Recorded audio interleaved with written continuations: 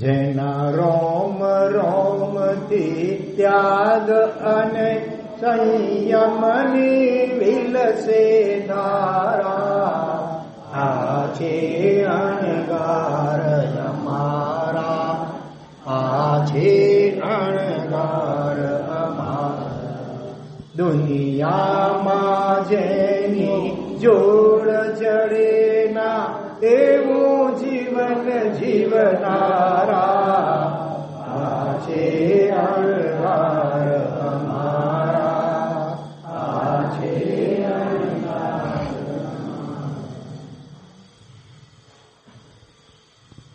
પ્રવચનનો પ્રારંભ પ્રશ્નથી કરીએ. આંગળી ઊંચી કયો જવાબ આપવા માટે? જવાબ છે અઢી અક્ષરનો, અને પહેલું અક્ષર સ્વર આવશે, એમાં વ્યંજન નહીં આવે. સ્વર એટલે આ ઈ ઉ એ ઐ ઓ ઔ આ સ્વરો કહેવાય. કખ ગ ગ વગેરે વ્યંજનો કહેવાય. આપણા સર્વ દુઃખોનું મૂળ શું છે? અલગ અલગ પેટર્ન જવાબો આવી શકે, પણ તમને કહ્યું પહેલો અક્ષર સ્વર હોવો જોઈએ. વ્યંજન વાળો તમારા મગજમાં કોઈ આવતો હોય તો હમણાં એ બોલવાની જરૂર નહીં. જવાબ કેટલાને આવડે? 1 2 3 4. ઓહો, અઢી અક્ષર. આપણી તમામ આપણા દુઃખોનું મૂળ શું છે? હર્ષકુમાર, અઢી અક્ષરનો શબ્દ જોઈએ. આ બાજુ કેટલાને આવડે?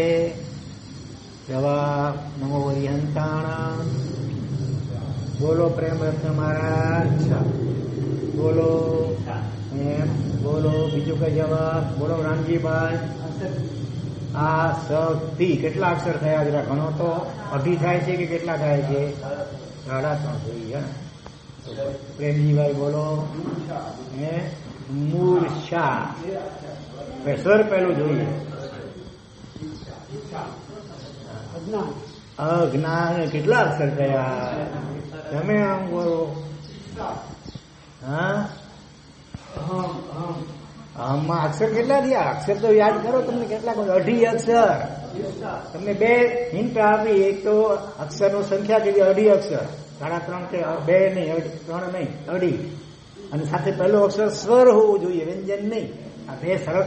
તમે જે જવાબ આપી રહ્યા છો અત્યારે કેટલા જણા? જરા વિચારીને જવાબ તો આપો. ઓઠે ઓઠે આમ ખબર પડી ન કરો. ખોટો જવાબ પછી તો માઇનસ પોઈન્ટ થશે. તો સાચો જવાબ શું છે? ખ્યાલ આવ્યો? ઈચ્છા. નહીં તો એમ જ પૂછો તો અડીએ છો તો તમે કોઈ કહેશો કર્મ. બરોબર, એમ તો કહી શકાય. પણ કર્મ કરતા વધારે પરફેક્ટ. કર્મ પણ શેનાથી બંધાય છે? કર્મ પણ શેના કારણે બંધાય છે? ઈચ્છાના કારણે કર્મ બંધાય. ઈચ્છા જ ન હોય, વીત રાગ ને કોઈ ઈચ્છા હોય? હરિયમ પરમાત્મા સર્વજ્ઞ કેવલી, એની કોઈ ઈચ્છા ન હોય, માટે કર્મ બંધાતા નથી. અને જે બંધાય છે શરીર છે માટે. શરીર છે જ્યાં સુધી પણ એ કેવા? પહેલા સમયે બંધાય, બીજા સમયે ઉદયમાં આવી જાય, ત્રીજા સમયે તો ખરી પડે. એટલે એ ન જેવા જ કહેવાય. સમય તો કેટલો બારીક છે. આંખના પલકારામાં અસંખ્ય સમય વીતી જાય છે. એટલે એમને કોઈ ઈચ્છા ન હોવાના કારણે માત્ર શરીર અને વાણી આનું હલનચલન વગેરે છે, એના કારણે એ યોગ ક્રિયાજન્ય, યોગ એટલે મન વચન કાયા, એના કારણે બંધાય. પણ સાથે કોઈ પણ પ્રકારની ઈચ્છા નથી. માટે એ કર્મમાં ચિકાસ ન હોય. લીસી દિવાલ ઉપર આમ ધૂળ નાખો, રેતી, આમ કેટલું ટકે? ખરી પડે. એવી રીતે એક પહેલા સમયે બંધાય, બીજા સમયે ઉદયમાં આવી, ત્રીજા સમયે તો ખરી પડી હોય. એટલે નહીં વર્ત જ કહેવાય. એટલે કર્મ પણ કદાચ જવાબ હોય તો કર્મનું પણ મૂળ શું છે? ઈચ્છા. એટલે જ જ્ઞાન સાર માં શું કહ્યું? શ્લોક યાદ આવે? કયો શ્લોક યાદ આવે?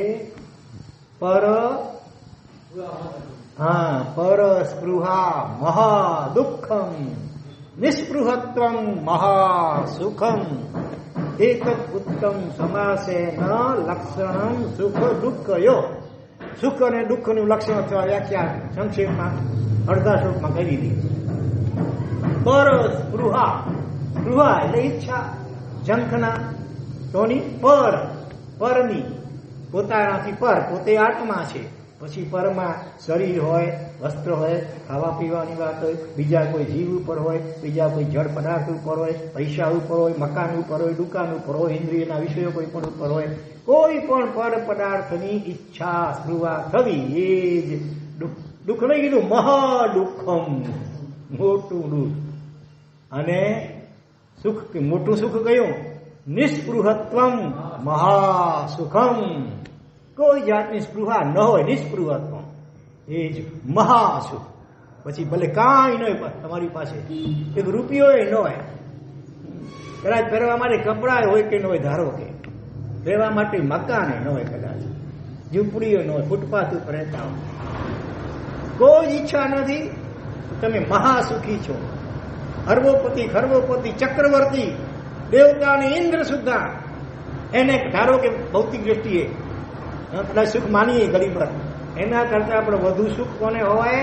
સ્પૃહા રહિત મહાત્મા. પછી એ સાધુ વેશમાં હોય કે ગૃહસ્થ વેશમાં હોય, કોઈ પણ વેશમાં હોય. હા, જો આનંદ ફકીરી में हो नहीं અમીરી में. હા, સાચી અમીરાત પર હાથ છે. કાંઈ જ જોઈએ,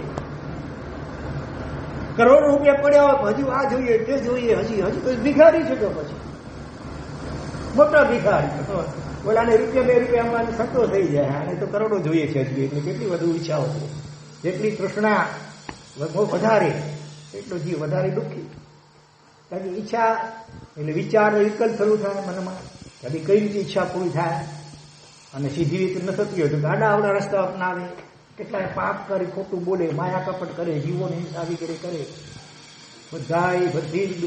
બધા દુઃખોનું મૂળ છે ઈચ્છા. અને બધા ઘટાડતા જેવી છે ને તો પણ એનો અનુભવ થાય છે. હા, એ બધું આગળ વાત. પંચસૂત્રમાં પણ કહ્યું કે અવેક્ષા અણાનંદે. અવેક્ષા એટલે અપેક્ષા. આ કોઈ પણ વ્યક્તિ તરફથી આ મને આ વસ્તુ આપે તો સારું, આટલું મારું આમ કામ કરી આપે તો સારું, કોઈ પણ પ્રકારની ઈચ્છા, અપેક્ષા. અને એ ઈચ્છા તો અપેક્ષા પૂરી ન થાય એટલે એના ઉપર આવે દ્વેષ, મનમાં થાય સંકલેશ, દુઃખ, વ્યાકુળતા. તાત્કાલિક પરલોકમાં થાય તો જુદું વળી, કર્મ બંધાય અને એનાથી પરલોકમાં અનેક પ્રતિકૂળતાઓ આવે, દુર્ગતિઓ થાય, એ બધું તો વધારાનું છે જ. પછી તાત્કાલિક ઈચ્છા એ જ દુઃખ છે. પહેલા તો ઈચ્છા એટલે શાંત ચિત્ત, ઈચ્છા રહિત હોય ચિત્ત તો કેવું હોય? તરંગ વિનાનો કોઈ મહાસાગરની કલ્પના કરો. મહાસાગરમાં તરંગ હોય નહીં, શાંત થાય નહીં જનરલી, પણ થાય. સ્વયંભૂ રમણ સમુદ્ર, અભિજીતની બહારના સમુદ્રો છે, એમાં તરંગો મારા ખ્યાલ મુજબ નથી. અહીંયા જે છે લવણ સમુદ્રમાં ખાસ કરીને, એનું કારણ છે મોટા મોટા વિશાળ પાતાળ કળસાઓ, લાખો યોજનના વિશાળ મોટા ઊંડા. એમાં અમુક ભાગમાં પાણી છે, અમુક ભાગમાં હવા છે. હવાનો ધક્કો લાગે, પાણી બહાર ફેંકાય, એને કારણે ભરતી આવે, વળી હવા સંકોચાય, પાણી અંદર જાય તો ઓટ આવે. એ લવણ સમુદ્રમાં છે, બીજાઓમાં નથી. તો અથવા કોઈ સરોવરની કલ્પના કરો જેમાં જરાય તરંગ ન હોય, જરાય પવન ન હોય, પવન એકદમ થંભી ગયો હોય. એ કેવો? નિસ્તરંગ, મોજાર રહિત સરોવર જેવી ચિત્તની અવસ્થા હોય. એ પર ઈચ્છા ન હોય એટલે વિચાર વિકલ્પ ન હોય. પરમ શાંતિ, પરમ સમાધિ, પરમ સમતા જેવી ઈચ્છા. પેલા પછી કાંકરી નાખો કે સરોવરમાં, એટલે પછી વર્તુળ પેદા થાય, એમાંથી ત્રીજું મોટું, એમ કરતા કરતા કદાચ આખા સરોવરમાં કે તળાવમાં પડે, ફેલાઈ જાય, એક પછી એક મોટા મોટા મોટા વર્તુળો. એવી રીતે એક ઈચ્છા ઉત્પન્ન થાય, ત્યાં જો તમે બ્રેક ન લગાવી શક્યા વિવેકપૂર્વક, શું આ ઈચ્છા થવી જરૂરી છે, અનિવાર્ય છે, શું એમનું એનાલિસિસ, પૃથક્કરણ કરવું જોઈએ. વિશિષ્ટ આત્મસાધક સુશ્રાવક્ષી નાનજીભાઈ ઘડી ઘડી યાદ આવે. શાહજીરી કંપની વાળા એક વખત મને કહેતા હતા, મારો અનેકમાં સત્સંગ થાય, દીક્ષા પહેલા પણ ને પછી પણ, તો કોઈ પણ ઈચ્છા ઉત્પન્ન થાય એટલે હું તરત એનો મૂળ સુધી જાઉં, એનાલિસિસ કરું. કેમ? શા માટે? હજી ઈચ્છા કેમ? એકદમ ખોતરીને આમ જાણે સાફ થઈ જાય, પછી ભવિષ્ય બીજી વાર તો એવી ઈચ્છા થાય જ નહીં. એવી સ્થિતિનું અનોખા અનુભવ. ત્યાં સુધી હું જંપીને બેસ્યું ને ઈચ્છા થઈ જ કેમ ભાઈ? હજી તને શું જોઈએ છે બહારમાં? હજી તને બહારમાં આમ સુખનો છે ભ્રમણા? બહારમાં સુખ નથી નથી ને નથી જ, અને સુખ માત્ર અને માત્ર આત્મામાં જ છે.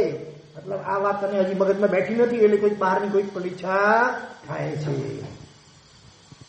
પ્રશસ્ત પણ ઈચ્છા ન થવી જોઈએ. શરૂઆતમાં જ્યાં સુધી જીવને અનેક પ્રકારની બાહ્ય, સાંસારિક, પૌદ્ગલિક, ભૌતિક ઈચ્છાઓ, તૃષ્ણાઓ, લાલસાઓ, કામનાઓ, વાસનાઓ થયા કરે છે ઉત્પન્ન ડગલે પગલે, ત્યાં સુધી પ્રશસ્ત એટલે સારી ઈચ્છાઓ ત્યાં સુધી કરવા યોગ્ય છે. બરોબર? જ્યાં સુધી સંસારની ઈચ્છાઓ, ત્યાં સુધી મોક્ષની ઈચ્છા પણ કરવા જેવી છે, ચારિત્રની ઈચ્છા કરવા જેવી છે, સમ્યકની ઈચ્છા, આત્માના અનુભવની ઈચ્છા, તીર્થયાત્રાની પણ ઈચ્છા ત્યાં સુધી કરવા દે. ક્યાં સુધી? જ્યાં સુધી અંદરના સ્પર્શનાથી આત્માની એનો આનંદ નથી અનુભવ્યો ત્યાં સુધીમાં કદાચ બાહ્ય ઈચ્છા થાય, અપ્રશસ્ત ઈચ્છાઓને ટાળવા માટે. પણ લાગે કે હવે અપ્રશસ્ત ઈચ્છાઓ શાંત થઈ ગઈ છે, પછી તો ધીરે ધીરે પ્રશસ્ત ઈચ્છાઓ પણ, પ્રશસ્ત એટલે જેને આપણે વ્યવહારમાં સારી કહીએ એવી ઈચ્છાઓ પણ એકદમ શાંત અને નિર્મૂળ થઈ જવી જોઈએ. જો કાયમી શાંતિ ને આનંદ અને પ્રસન્નતા જોઈતી હોય તો એક મોટા સંત હતા, મોટી ઉંમરના સંન્યાસી હતા, ઘણા બધા એમના શિષ્યો હતા, પોતે વિશિષ્ટ સાધક આત્મા હતા. એવા વયોવૃદ્ધ એ આત્મસાધક સંત, એની આંખમાં એક વખત આંસુ જોવામાં આવ્યા. શિષ્યોને આશ્ચર્ય થયું, અરે આપણા ગુરુદેવને વળી આ ઉંમરે રડી રહ્યા છે, એમને તો વળી કઈ તકલીફ છે, શરીરમાં કોઈ તકલીફ હશે, શું વાત છે? વિનયથી શિષ્યો પૂછે છે, ગુરુદેવ આપની આંખમાં આંસુ શું વાત છે? કઈ શું પીડા તકલીફ શું છે? કઈ નહીં કાંઈ નહીં, તો કારણ વગર તો કાર્ય ન હોય. આપણી આંખમાં આંસુ છે તો કાંઈ શું કારણ હશે? આગ્રહપૂર્વક પૂછે છે ત્યારે ગુરુ ખુલાસો કરે છે કે આજે મને એક ઈચ્છા થઈ છે. ઓહ ગુરુદેવ, તો બહુ સારું, આપની ઈચ્છા તો એકદમ સારી જ હોય, કહો ને, અમે પૂરી કરવા માટે પ્રયત્ન કરીએ. એમાં રડવાની શું જરૂર છે? શું ઈચ્છા થઈ? પેલા તો ખરા, શું ઈચ્છા થઈ ખબર છે? એમને તીર્થયાત્રા કરવાની ઈચ્છા થઈ. હરિદ્વાર, ઋષિકેશ, બદ્રીનાથ વગેરે વગેરે 4 ધામની એવી કોઈ યાત્રા કરવાની ઈચ્છા હતી. ઓ ગુરુદેવ, આ તો બહુ સારું, ભલે આપની ઉંમર છે, આપ હવે પગે ન ચાલી શકો. અમે એ જમાનામાં આટલો વાહન વ્યવહાર નહોતો, મેં પાલખીમાં દોડીમાં બેસાડી કરીને અમે પગે ઉંચકીને આપણે યાત્રા કરાવીશું. પેલા શ્રવણ કવડિયાએ પોતાના માતા પિતાને કરાવી હતી કે નહીં? આવો લાભ અમને ક્યાંથી મળે?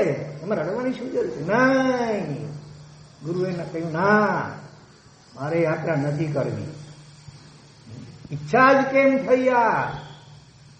ઈચ્છા ખટકે છે એમને કે હજી આટલા વર્ષો મેં સંન્યાસ અવસ્થામાં વિતાવ્યા, આટલી સાધનાઓ કરી, હજી ઈચ્છા? ભલે ને યાત્રાની ઈચ્છા, પણ મન તો કેવું આવર્તનું છે, એને યુ ટર્ન લેતા વાર નહીં લાગે. ગમે ત્યારે મનના કયા પ્રમાણે કરવા જશો એવું છેતરપિંડી કરશે મન. શરૂઆતમાં સારી ઈચ્છા અને ઓછી, પછી ગુલાટ ફાળવીને કોઈ સાંસારિક ઈચ્છા ઉત્પન્ન કરી દેશે. અને પછી માનશે નહીં, જ્યાં સુધી એની ઈચ્છા પૂરી નહીં, અમારી માંગ એ પૂરી કરો, હડતાલ ઉપર ઉતરશે મન. ત્યાં સુધી તમે ચેનથી કોઈ બીજું કામ કરવા નહીં દે. પછી શત્રુ, રોગ અને શત્રુને ઉગતા ડામવો સારો કે છે. રોગ શરીરમાં જ્યાં શરૂઆત થાય એમાં તો તમે એક્સપર્ટ હો, ડોક્ટર પાસે પહોંચી જાઓ, તરત ઉપાય કરી જ નાખો. રોગ અને શત્રુ પણ જો ઉગતા જઈને ડામવામાં ના આવે તો ધીરે ધીરે શક્તિ વધતી જાય, તાકાત વધતી જાય, પછી એને દબાવો મુશ્કેલ થઈ પડે, અશક્ય થઈ પડે. તો એવી રીતે ઈચ્છા ઉત્પન્ન થઈ ત્યાં જ એનું કરવું જોઈએ ઓપરેશન. ઈચ્છા જ કેમ થઈ?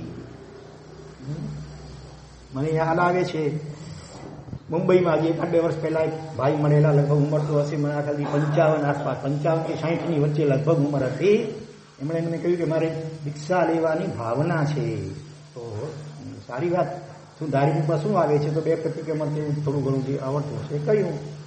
અચ્છા, મેં કીધું ક્યારે દીક્ષા લેવાની ભાવના છે? તો તમારે હમણાં નહીં, હજી 2-4 વર્ષ રહીને હજી તો મારે ગિરનારની યાત્રા કરવી છે. હજી હું શંખેશ્વરથી ગિરનારનો શરીફાતો સંઘ નીકળવાનો છે, મેં સાંભળ્યું છે, એટલે એમાં મારે જવું છે. પછી મારે ઉદ્ધાન કરવું છે, પછી મારે નવાની યાત્રા કરવી છે, પછી મારે સમેત શિખરનો સંઘ નીકળવાનો છે, એવું મેં સાંભળ્યું છે આપણા કચ્છાધિપતિની નિશ્રામાં. કદાચ પછી મુંબઈથી જ નીકળે કે કદાચ છેલ્લા 4-5 દિવસ જે નીકળે તે. હા, પછી ત્યાં ચોમાસું કરવાની ભાવના છે. ઓ મેં કહ્યું તો પછી હવે ઉંમર 1માં પ્રવેશી ગયા છે પોતે, અને હવે ભલે સારી ઈચ્છાઓ છે પણ હવે ક્યારે આવતી આંખ નીચાઈ જાય ખબર પડે છે, એટેક આવી જાય અકસ્માત થઈ જાય કાંઈ ખબર ના પડે, જિંદગીના શું ભરોસા. અને મન તો એવું છે, જીન શાસનમાં તો આયોજનો દર વર્ષે થતા જ રહે છે. દર વર્ષે 99 યાત્રાઓ, દર વર્ષે છરી પાટા સંઘો કેટલા નીકળતા હોય છે, બરોબર. દર વર્ષે ઉદ્ધાનો પણ થતા હોય છે, બીજા પણ અનેક આયોજનો થતા જ હોય છે. અને એ રીતે જે ભલે સારી ઈચ્છાઓ છે, તો પછી તમે ઓલું દીક્ષાની છે વાત જ ન કરો. તો તમારે આ બધું કરવું તો એ કર્યા કરો, પણ પછી જયારે થશે શરીર થાકશે, પછી આ કરતો 5-10 વર્ષ પછી થાકશે, ત્યારે પછી થશે અરે બાપ દીક્ષા લઈ લીધી હોત તો. अब पछता है क्या हुए जब चिड़िया चुग गई एक भाई 14 રાજલોકમાં. હા, આટલી કોઈ સોયની અણી જેટલી જગ્યા બાકી નથી રાખી આપણે બધાએ કે જ્યાં અનંતવાર જન્મ મરણ ન કર્યા હોય. હા, મેરુ પર્વત નો એક રજકણ થઈ ને ત્યાં બધી ઠેકાણે અનંતવાર જન્મ મરણ કરી આવ્યા. બોલો હવે શું બાકી રહ્યું? સિદ્ધ શિલા આખી 45 લાખ યોજન પ્રમાણ બધે ઠેકાણે આને ઉત્પન્ન થઈ આવ્યા, નિગોર સ્વરૂપે, સૂક્ષ્મ પૃથ્વી, પાણી, વાયુ, અગ્નિ, વનસ્પતિકા સ્વરૂપે. 14 રાજલોકમાં કોઈ સોયની અણી જેટલી જગ્યા બાકી રાખી નથી આપણે બધાએ કે જ્યાં અનંતવાર જન્મ મરણ ન કર્યા હોય. નંદીશ્વર દ્વીપની યાત્રા કરી આવ્યા, કુંડલ દ્વીપ, વૃશ્ચક દ્વીપ. હા, હવે કયા દ્વીપ બાકી? શું બાકી રહ્યું? માનુસોત્તર પર્વત, વૈતાડ્ય પર્વતો, મહાવીર ક્ષેત્રની આટલી કોઈ જગ્યા બાકી નથી રાખી આપણે બધાએ. ભગવાનના સમોસણમાં અને બધા જઈ આવ્યા, ત્યાં જન્મીને મરી આવ્યા પાછા સમોસણમાં પણ. હવે શું બાકી રહ્યું બહારનું જેની આપણે ઈચ્છા કરીએ છીએ? ઈચ્છા તો તૃપ્ત કોઈ દિવસ થતી જ નથી. ઈચ્છાઓ આગાસ સમા અનંતા. ઉત્તરાખંડ સૂત્રમાં ભગવાન કહે છે ઈચ્છા કેવી છે? આકાશ જેવી અનંત, અંત વગરની. આકાશ તો છેડો હોય ક્યાંય ન હોય, એવી રીતે ઈચ્છા એવી છે. 3 સાંધો ત્યાં 13 તૂટે. 3 ઈચ્છાઓ પૂરી કરવા જાય બીજી નવી 13 ઈચ્છાઓ ઉભી થઈ ગઈ મનમાં, એનો અંત જ ન આવે. તો એ સારી પણ ઈચ્છાથી લાભ કેટલો ને નુકસાન કેટલું બંને વિચારવું જોઈએ. લાભાલાભ. સંયમ યાત્રા એ જ મોટામાં મોટી યાત્રા છે. તીર્થયાત્રા ત્યાં ઘણું થઈ જાય છે એકદમ. તો સંયમ યાત્રાનો મોકો મળતો હોય ત્યાં પછી તીર્થયાત્રા. આજકાલ હવે બધા કલ્યાણકોની યાત્રા 119 ભૂમિકા તે બધું થાય છે, બાકી એવું કઈ પહેલા જરૂરી નથી. ને મહાપુરુષ જિંદગીના શું ભરોસા ભાઈ? સાચી યાત્રા તો અંતર યાત્રા કરવાની છે. એ તો જીવને યાદ જ નથી આવતી. રિક્ષા લઈ લે તોય યાદ નથી આવતી મોટે ભાગે. બોલો, બહાર થોડું ઘણું આમ સારું કંઈક થોડી ક્રિયા કરીને સંતોષ માની લે છે, પુણ્ય બાંધીને એકાદ વાર સ્વર્ગમાં જઈને પછી સીધો પૃથ્વી, પાણી, વનસ્પતિ કાંઈ મોટે ભાગે. અંતરયાત્રા, આત્મયાત્રા મારે કરવી છે એવું સ્વપ્ને જીવને વિચાર નથી આવતો. ભગવાનના સમવસનાએ કેટલી વાર સાંભળી આવ્યો આત્માનો મહિમા, તો એ જીવને વિચાર નથી આવતો. કેવી કર્મની કઠણાઈ ને મોહની પ્રબળતા.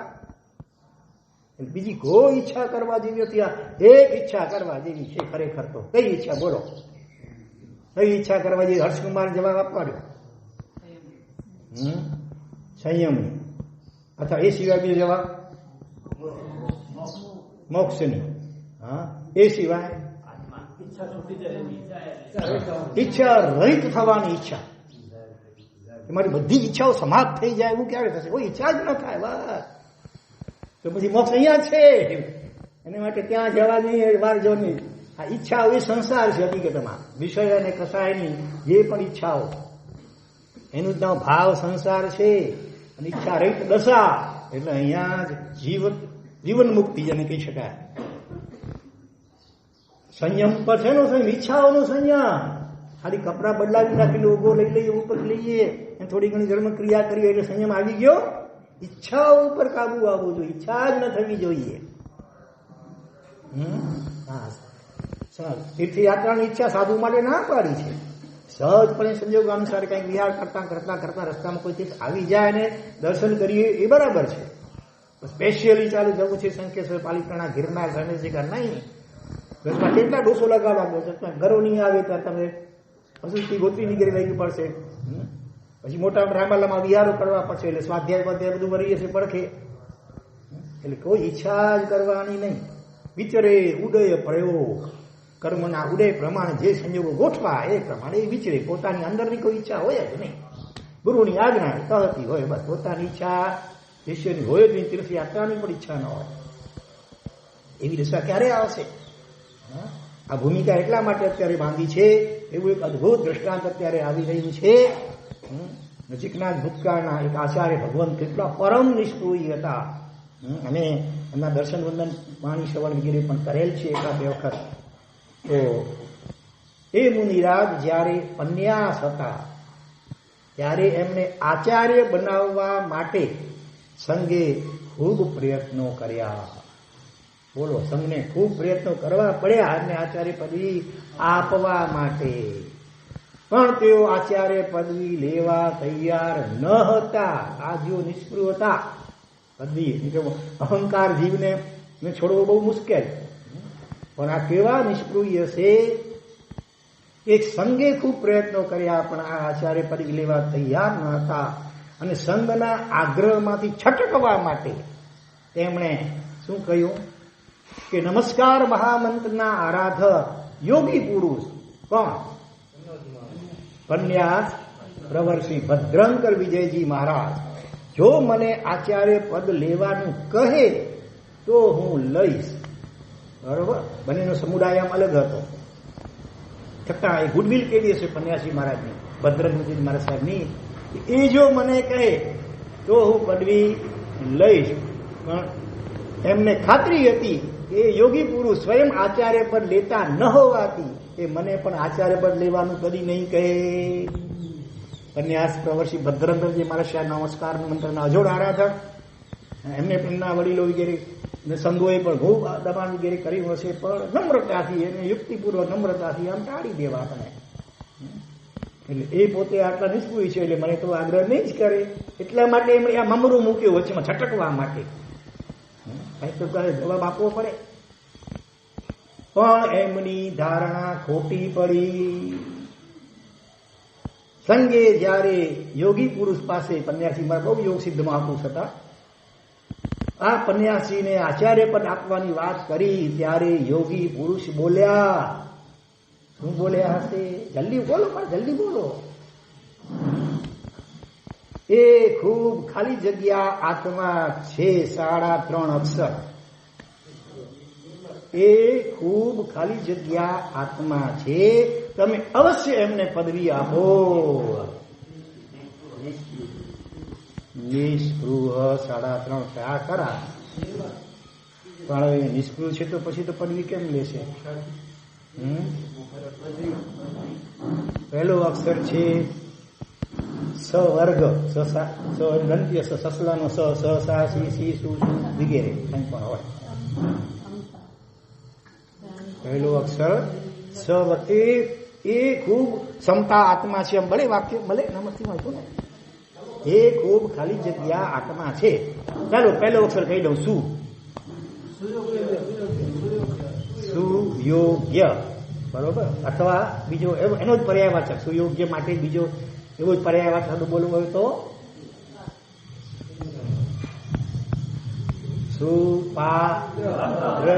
સુપાત્ર, એટલે સુયોગ્ય આત્મા છે, માટે તમે અવશ્ય એમને પદવી આપો. આ ગુણાનુરાગ દ્રષ્ટિ કહેવાય, બરોબર. અને સંઘના આગ્રહથી તેમણે એ અંગે પત્ર પણ લખી આપ્યો પેલા પન્યાસી ઉપર કે સંઘની આટલી ભાવના છે તો મારી પણ ભાવના છે કે તમે આ પદવી સ્વીકારો. એ પત્ર વાંચી હવે પન્યાસી મૂંઝાયા. એક બાજુ વાઘ ને એક બાજુ ખીણ, કરવું શું? એક બાજુ પદવી ખરેખર આટલી લેવી જ નથી, અંદરની નથી, આટલી નથી, ઊંડે ઊંડે પણ. એ તો ઔપચારિક આપણે ઘણી વાર ના કહીએ, અમદાવાદીઓ ને એક બાજુ એક હાથે ના પડે, આમ બીજું આમ ના ને આમ આવવા દે, એક હાથે ના ને બીજા હાથે આવવા દે.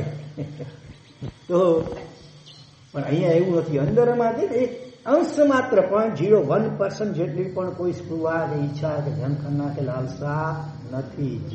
એટલે મૂંઝાયા. એક બાજુ હવે આવા વડીલ અને પોતે જે વાત કરી હતી કે એ જો કહેશે તો હું સ્વીકારીશ, એટલે એની અંદરમાં તો કઈ નહીં છે કે ના જ પાડશે તો હું પચી જઈશ. પણ હવે એમણે જયારે સાહેબી પત્ર પણ લખી આપ્યો છે લેવા માટે, ત્યારે શું કરવું?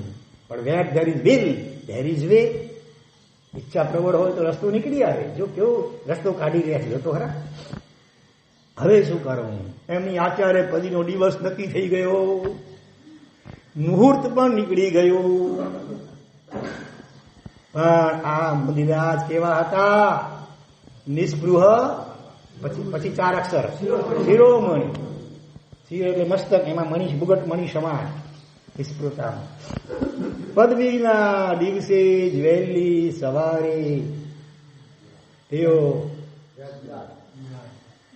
દાંડો તર્પણી લઈને કોઈને કહ્યા વિના, શિષ્ય વગેરે કોઈને પણ શ્રાવકને કહ્યા વિના એકલા જ 4-5 કિલોમીટર દૂર જતા રહ્યા. કોઈ ગામમાં, બીજા ગામમાં આવે ને ત્યાં શ્રાવકો પહોંચી જાય. વળી પૂછા, આજકાલ તે જમાનામાં ફોન કદાચ આટલો નહીં હોય ભલે.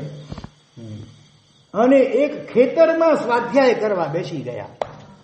સાંભળો છો બરાબર, કાન ખુલ્લા રાખીને, સાથે આંખ પણ ખુલ્લી રાખો, આંખ બંધ ન થવા દો.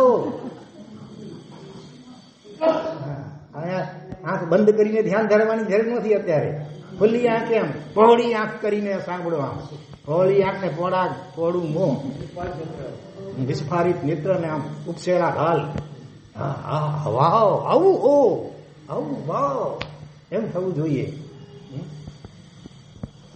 ખેતરમાં સ્વાધ્યાય કરવા બેસી ગયા 4-5 કિલોમીટર દૂર ગામથી. કેટલી હદની નિષ્ફળતા, વિચારો તો ખરા. એમની ગણતરી હતી કે મુહૂર્તનો સમય પસાર થઈ ગયા પછી પાછે જઈશ, એટલે પદવી લેવાની ન રહે. એક દિવસ તો ટળે, તું તો ટળે, પછી છોડશે તો નહીં લોકો હવે. છતાં સંઘમાં બધા સાધુઓ અને શ્રાવકો એમની શોધખોળ કરવા લાગે. ચારે દિશામાં, તું આ દિશામાં, તમે આમ જાઓ, અમે આમ જઈએ, બધી દિશાઓ. શ્રાવકો ચારે બાજુ વાહનો લઈને નીકળી પડ્યા, કોઈ 4 વ્હીલર, કોઈ 2 વ્હીલર. છેવટે ખેતરમાંથી મુનિરાજને શોધી કાઢ્યા, પગે પડીને વિનંતી કરી અને સંઘની આણ આપી. બીજા તમે સોગન કે ને આણ એટલે સંઘની આજ્ઞા છે. હા, છેવટે ના છૂટકે તેઓ પાછા ફર્યા અને કકડતા હૃદયે એ જ દિવસે મુહૂર્તના સમયે એમણે આચાર્ય પદવી લીધી. કેટલી હદની નિષ્પૃહતા! આ મુનિરાજથી આંબીલ બિલકુલ થતા ન હતા. આંબીલ કરવા પ્રયત્ન કરે ત્યારે ઘણી મુશ્કેલીઓ ઊભી થાય. છેવટે એમણે આંબીલ કરવાના છોડી દીધા. આપણું કામ નહીં. પણ એમનો પક્ષપાત ખૂબ, આંબીલ પ્રત્યે પ્રેમ બહુ. શરીર કે મન કે જે કે સાથ નથી આપતું, નથી થતા, એનો ડંખ હતો. ત્યારે હું ફરી પાછો જલ્દી આંબીલ કરતો થઈ જાઉં, એ ભાવના માટે જ શ્રાવક શ્રાવિકા આદિ એમની પાસે આંબીલનું પછાણ લેવા આવે. એમને પછાણ આપ્યા બાદ શું કરતા હશે ભલા? એવું મનોમન ભાવપૂર્વક શું કરે? વંદન કરે. આચાર્ય છેલ્લે શ્રાવકને વંદન તો સીધી શું કરી શકે? ભાવથી તો બધું થઈ શકે ને. મનોમન ભાવથી એ તપસ્વી શ્રાવક શ્રાવિકાને પણ અંદરથી વંદન કરે. કેટલી લઘુતા, કેટલી ઝંખના આંબીલની પણ. એમના તપની ખૂબ અનુમોદના કરે, શાબાશી આપે. આ રીતે આંબીલની અનુમોદના સાથેના 18 વર્ષ પસાર થઈ ગયા. અંતરાય કર્મનો કોઈ એવો ઉદય હશે પૂર્વ જન્મમાં, ક્યારેક અજ્ઞાન દિશામાં કોઈને અંતરાય બન્યા હશે. એટલે 18 વર્ષ પસાર થઈ ગયા. આવું કરવા છતાં પણ એક દિવસ પોતાના ગુરુદેવની સાથે આ પન્યાસી દેરાસર ગયા. ગુરુએ ચૈત્યવંદન બાદ કહ્યું, આજે આંબીલ કર. સીધો ઓર્ડર, જનરલી આજ્ઞા ન કરાય, પૂછાય આંબીલ કરશો? કરી જુઓ એમ કહેવાય પ્રેમથી. પણ ગુરુને ખબર નહીં શું થયું, એ આંબીલ કર. એ વખતે પોતાનું શરીર આંબીલ કરવા માટે સમર્થ ન હતું, છતાં ક્ષણનો પણ વિચાર કર્યા વિના, સાહેબ આપણે તો ખબર છે મારી સ્થિતિ શું છે અને આપ આજ્ઞા કરી રહ્યા છો. નહીં, આજ્ઞા ગુરુના અવિચારણીય. ગુરુની આજ્ઞા પર પછી વિચાર કરાય જ નહીં. તહતી સિવાય બીજી વાત જ ન હોવી જોઈએ. એનું પોસ્ટમોર્ટમ કરાય જ નહીં. ગુરુની આજ્ઞાથી ઉપરવર્તન કરવું એટલે ગુરુની જીભ ઉપર પગ મૂકવા બરોબર કહેવાય. હા, એટલે એમણે ગુરુદેવના કહેવાથી પછાણ લઈ લીધું. તો એમના જીવનમાં મોટું શું થયું? મોટું આશ્ચર્ય થયું. અચ્છેરો જાણ. એ આંબીલ તો નિર્વિઘ્ને થયું જ, પણ વધુમાં બીજા દિવસે પણ આંબીલ ચાલુ જ રહ્યા. અને સોળમ કેટલા થયા છે? 5, 15, 25, 50, 527. 500 ની ઉપર બીજા 27 આંબેલ. હા, એક આંબેલ થતું નહોતું. અને 18 વર્ષ વીતી ગયા ભાવના હોવા છતાં, ઝંખના પ્રબળ હોવા છતાં એક આંબેલ થતું નહોતું. ગુરુ આજ્ઞા પાલન અને એના દ્વારા મેળવેલી ગુરુની કૃપા અને શક્તિપાત, એનો જેવો ચિંતન અદભુત પ્રભાવ, સળંગ 527 આંબીલ કર્યા. ગુરુની આજ્ઞાને વગર વિચારે સ્વીકારનાર સાધુ સફળતા પામે જ. બોલો આત્મા. પછી આચાર્ય બની તો ગયા છે, આપણે મળ્યા છીએ એમને. ખ્યાલ આવ્યો કોણ? એમને 100 ઓળી પણ કરી લીધી. પછી તો વર્ધમાન તપની 100 ઓળી પણ કરી લીધેલી છે. ભદ્રંકર સુરીશ્વરજી મહારાજ સાહેબ, બાપજી મહારાજના. હા, અહીંયા શીર્ષકમાં લખ્યું છે બાપજી મહારાજના સમુદાયનો અસ્ત પામેલો તેજસ્વી સૂર્ય, એક મહાન આચાર્ય. આ રીતે અહીંયા શીર્ષક છે. બાપજી મહારાજ સમુદાય લખ્યું છે, તેના ઉપરથી ખ્યાલ આવી ગયા. ભદ્રંકર સુરી મહારાજ. અમે એક પાઠ ઉપર બેસીને વ્યાખ્યાન વાંચ્યું છે અમદાવાદમાં. નહીં, અમદાવાદમાં. હા, ભાગ્ય એવા દર્શન થઈ ગયા. એમની વાણી શ્રવણનો પણ લાભ મળ્યો. મને આગ્રહ કર્યો એટલે થોડીક વાર મેં પણ આપ્યું ત્યાં. અતિ નિષ્ઠુર, હાથ જોડે બધા. અમે આપણે વંદન કરીએ ને, મારા જો કોઈ કામકાજ હોય તો જણાવજો, મારા જે કોઈ સેવા કાર્ય હોય તો જણાવજો. આટલી લઘુતા અને આટલી નમ્રતા એનામાં. ઘણા ઘણા આના પ્રસંગો છે વિશિષ્ટ આવા. તો આવા પરમ નિષ્પ્રિય શિરોમણી આચાર્ય ભગવાન, એમને આપણે કોટી કોટી નહીં પણ અનંત અનંત અનંત અનંત વંદના કરીએ. નમ ઓમ રીમ નમો આયરિયાણામ. ઓમ રીમ નમો આયરિયાણામ. ઓમ રીમ નમો આયરિયાણામ. ઓમ રીમ નમો આયરિયાણામ. ઓમ રીમ નમો આયરિયાણામ. ઓમ રીમ નમો આયરિયાણામ. પૂજ્યપાદ પન્યાસ પ્રવર્ષી ચંદ્રશેખરજી મહારાજ પણ યાદ આવે આ પ્રસંગે. એમને પણ આચાર્ય પદવી લેવા માટે વડીલો વગેરે તરફથી, સંઘો તરફથી, ભક્તો તરફથી ઘણો દબાણ થયા, પણ એમણે નમ્રતા અને મક્કમતા પૂર્વક રાખી છેવટ સુધી આચાર્ય પદવી ન જ સ્વીકારી. એમણે જોયું આ કાળના પ્રભાવે ઘણી ઠેકાણે પાત્રતા ન હોવા છતાં પણ ઘણીવાર હોલસેલમાં પણ આચાર્ય પદવીઓ અપાઈ જતી હોય છે. પહેલાના કાળમાં તો પૂરી યોગ્યતા હોય એને જ ગુરુ આચાર્ય પદવી આપતા, ને એ પણ ક્રમ પ્રમાણ, દીક્ષાના ક્રમ પ્રમાણે નહોતું. આ કાળમાં તો હવે મોટે ભાગે દીક્ષાના ક્રમ પ્રમાણ, જેની દીક્ષા પહેલી હોય પછી યોગ્યતા હોય કે ન હોય ભલે એ આચાર્ય પદવી આપવી પડે છે. ન અપાય તો મન દુઃખ થાય, કોઈક બળવું કરે. આ બધું કાળનો દુષ્પ્રભાવ છે. તો પહેલા એ ગચ્છાધિપતિઓ વગેરેને પ્રભાવ અને પ્રતાપ હતો કે એમનાથી વિરુદ્ધ કંઈ કોઈ બોલી જ ન શકે. વિચાર કરો, કલ્યાણ સાગર, દાદાશ્રી કલ્યાણ સાગર સૂરી આચાર્ય ભગવાન, એમની દીક્ષા આચાર્ય પડી લગભગ કેટલી, મારે ખાલી 12 વર્ષની ઉંમર, 16 વર્ષની ઉંમરે આચાર્ય. બપ્પ ભટ્ટીશ્વરીની કંઈક લગભગ 10 કે 12 વર્ષની ઉંમરે આચાર્ય પદવી, 11 વર્ષની ઉંમરે આચાર્ય પદવી. દીક્ષાની આચાર્ય પદવી 11 વર્ષની ઉંમરે અપાતી હોય ત્યારે બીજા ન હોય એનાથી મોટો વડીલ, મોટા દીક્ષા પર્યાયવાળા કેટલા હોય, 25-50 દીક્ષા પર્યાયવાળા પણ હોય, છતાંય કોઈની મજાલ નહીં કે વિરોધ કરી શકે. એ ગચ્છાધિપતિઓનો પણ એવો પ્રભાવ હતો વગેરે. પણ આ કાળના પ્રભાવે અત્યારે પછી મોટે ભાગે મન દુઃખ વગેરે ન થાય એટલા માટે એ દીક્ષાના ક્રમ પ્રમાણે આચાર્ય વગેરે અથવા ઘણી વગેરે પદવીઓ પણ અપાતી હોય છે. યોગ્યને પદવી ન અપાય તો શાસનને નુકસાન, અયોગ્યને પદવી અપાય તો પણ શાસનને સરવાળે મહાન નુકસાન થતું હોય છે. સત્તા અયોગ્ય, રાજસત્તા પણ અયોગ્યના હાથમાં જાય તો નુકસાન કેટલું થાય, યોગ્યના હાથમાં આવે તો સરવાળે દેશનું કે રાજ્યનું, રાષ્ટ્રનું પણ ભલું પણ એટલું જ થાય. તો અહીંયા હા પન્યાસી એ ક્યારેક કહેતા, અમારી તો નજીકથી આમ આત્મીય હતા, ક્યારેક કહેતા હતા બધા કે આ બધાની આત્માની પદવી અટકાવવા માટે મારે નથી લીધી.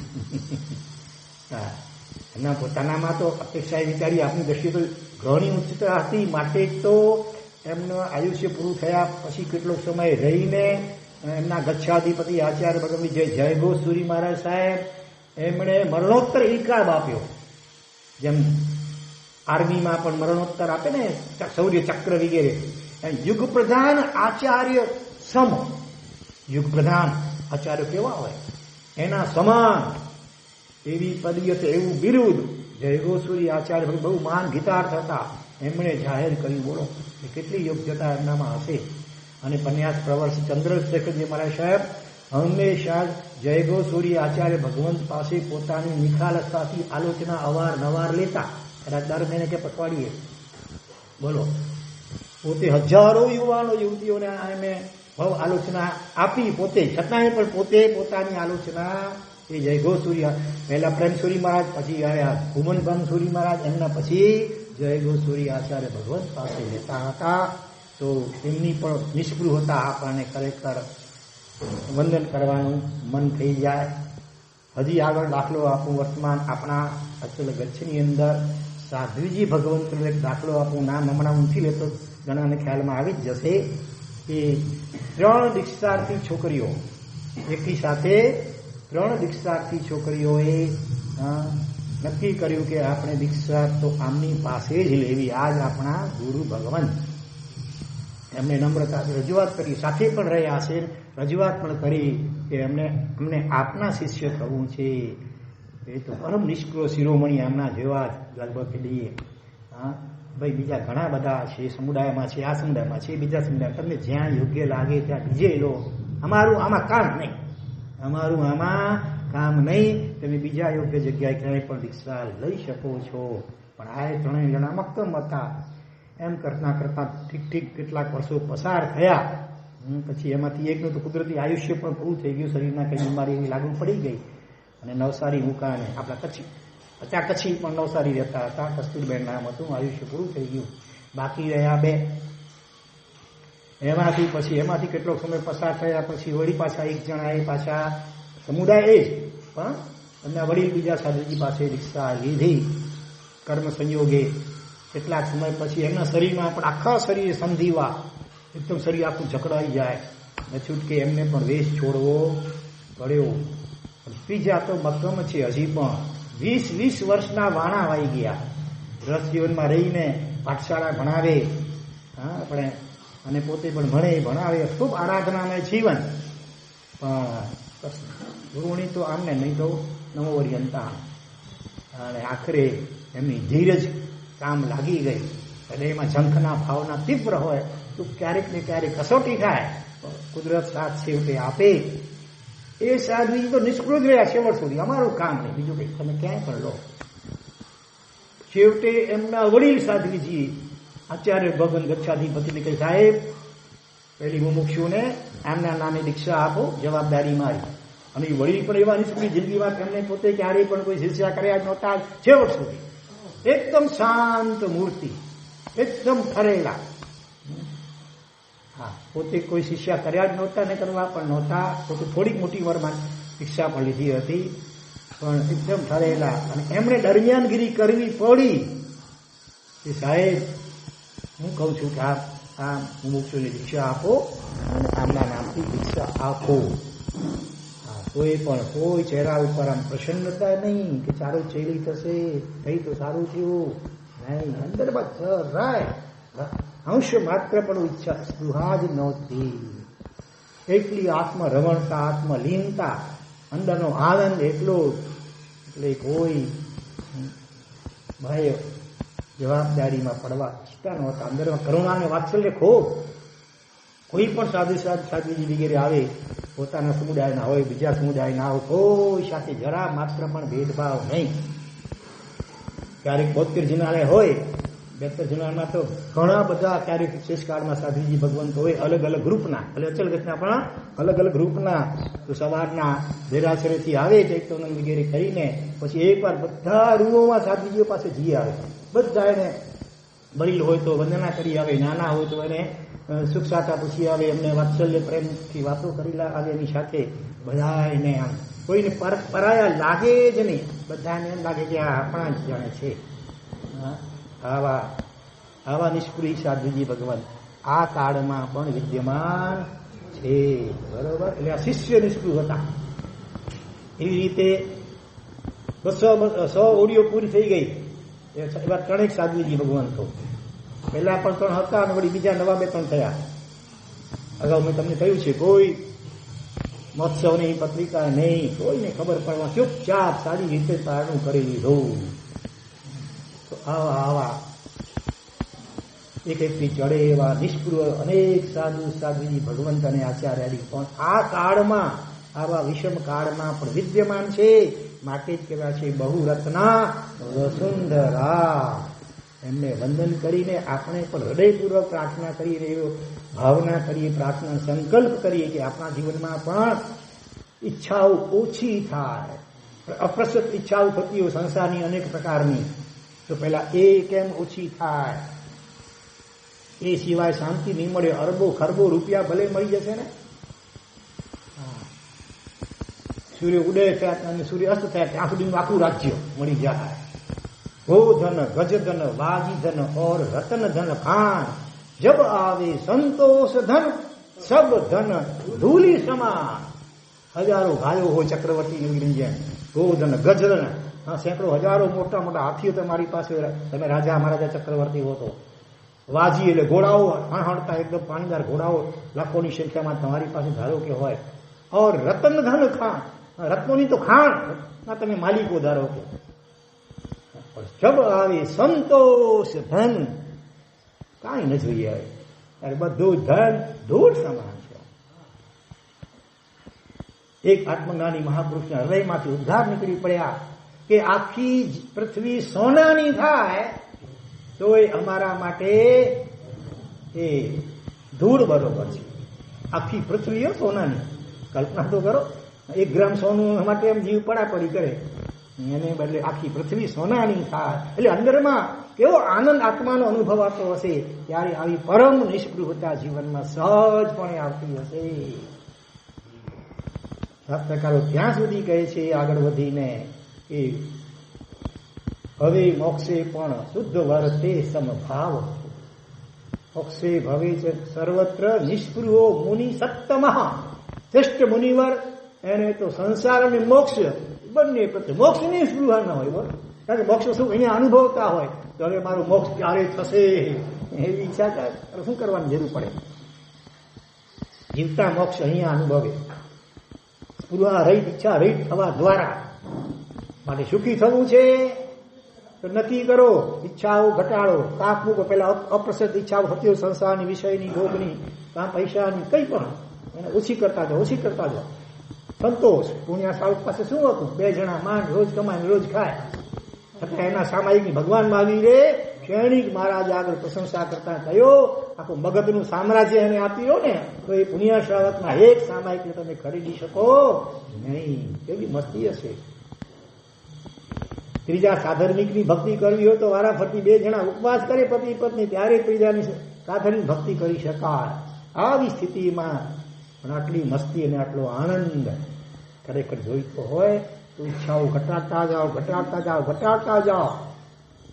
હા, પહેલા અપ્રશસ્ત ઈચ્છાઓ અને છેવટે પછી તો પ્રશસ્ત પણ ઈચ્છા જ નહીં. બસ જ્યાં છીએ ત્યાં આનંદ, ક્યાં જવાની જરૂર નથી. નહીં તો સ્વર્ગમાં એ દુઃખી હોઈશું. બોલો, સ્વર્ગમાં ત્યાં ઈર્ષ્યા અદેખાઈ થતી હોય, એકબીજાની ઓલી પત્નીને શું દેવીને અપહરણ, કિડનેપ ત્યાં પણ થતું હોય છે, ત્યાં લડાઈ ઝઘડા થતા હોય છે. બોલો, તો ત્યાં દેવોમાં દેવો સુખી નથી. અને સ્પૃહા રહિત હો ને તમે, નરકમાં કદાચ હો ને તોય પણ તમે સુખી હો. બોલો, એવો કોઈ દાખલો ખ્યાલમાં આવે તમને? ક્ષણિક મહારાજા તીર્થંકરના હાથમાં છે, કર્મ સંજોગી અત્યારે ભલે પહેલી નરકમાં છે, એમને પણ પરમાધામીઓ તો તકલીફ ત્રાસ આપે છે, છતાં સમ્યક દર્શનના પ્રભાવે એ સમજે છે કે એ જે તે કર્યા છે ને ભગવાન તો નિમિત્ત માત્ર છે, એમાં કે એમનો વાંક નથી. આવી અને સાથે સાહિક સંગીત પણ છે.